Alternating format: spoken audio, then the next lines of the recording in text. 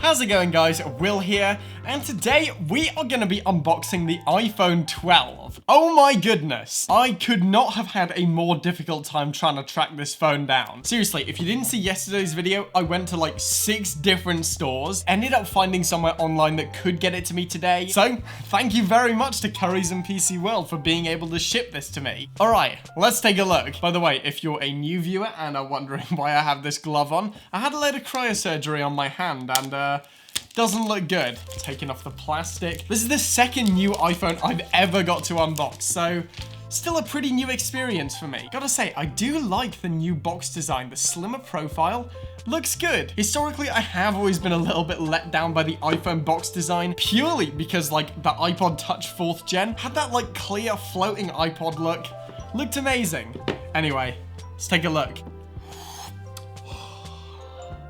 There it is. So here is the iPhone itself. I did end up getting the silver one in the end. The blue one that I was originally gonna get just wasn't available anywhere. This one does just look so nice. I mean, take a look at that. I mean, it looks pretty good. Gonna put that to the side for the minute. Next up, we have the USB-C USB Lightning cable that's gonna be used for charging. I actually don't have a brick for this. However, my iMac behind me, that actually does have some USB-C ports that never see any use, so guess I'm gonna have an on-desk charger from now on. Designed by Apple in California. I actually don't know what this is. I've purposefully avoided looking at any unboxings of this phone. I want the experience to be, you know, fresh. Okay, so we have the SIM opener, the iPhone manual, and a sticker.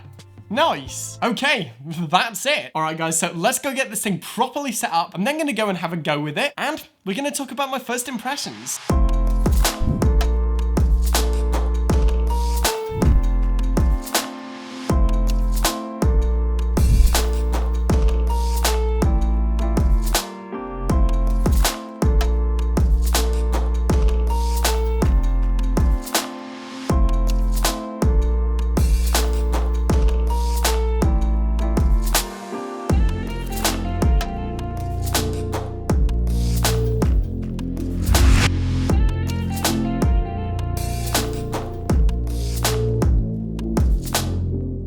Now, of course, the final crucial element to making a new phone your own, taking your first wallpaper. By the way, Caseify sent me a few of these cases. Very lucky because I definitely need one. So yeah, thank you very much. I'm gonna use them for a little while, then let you guys know what I think of them. Anyway, let's go take this wallpaper.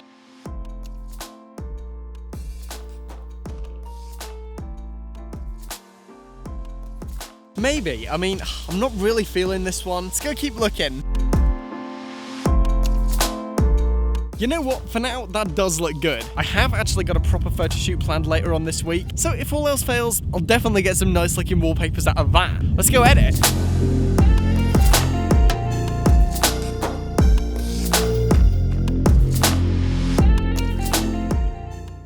Alright, so, if you guys couldn't tell, it's pretty late. So I've been using this iPhone 12 all day. I've already definitely got some thoughts on it that I'd like to share with you guys. Number one being just how nice it feels. I personally really like this squared off design. As I said, I was kind of bummed that they didn't include it on the SE 2020, so I am really glad to see it made a return here. I mentioned it in my using the original SE in 2020 video, but a nice cut square design really feels nice. They went this direction with the MacBooks. They also went this direction with the iPads, so it did seem fitting for Apple to go this direction with the iPhones. Another thing I've noticed is just how tactile that haptic touch feels. I'm gonna be totally honest, and if you regularly watch this channel already, then you may already know this, but I personally do prefer that 3D touch to haptic touch. I just think it's a nice mechanism that was always good and tactile, and honestly, throughout my time using this iPhone 12, at least so far, it honestly feels just as clicky as it did on my iPhone XS. Yeah, big thumbs up from me. One other thing that I've noticed that again might be perceived, as I said at the start of this video, I haven't actually watched any iPhone 12 content at all. So that said, something that I've really noticed is that portrait mode. Specifically, it seems more accurate. So if you don't know what portrait mode is, it's essentially the fake background blur software that Apple have in their iPhones. And occasionally, if you zoom in on the edges, it can be pretty noticeably fake. However,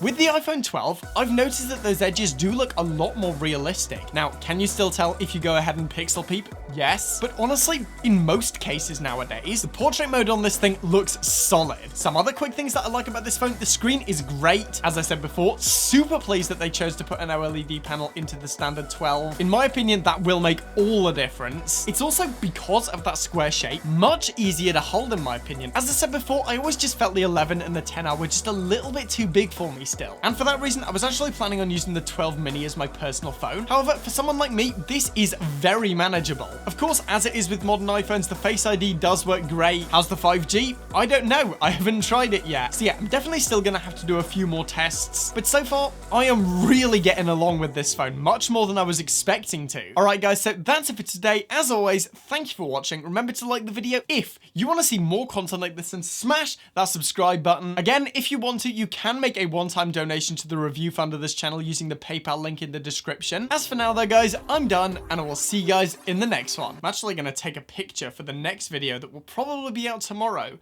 of this setup that I have going. It looks kind of janky, to be totally honest. You'll be able to see this if you watch tomorrow's video. Ooh, I really like night mode.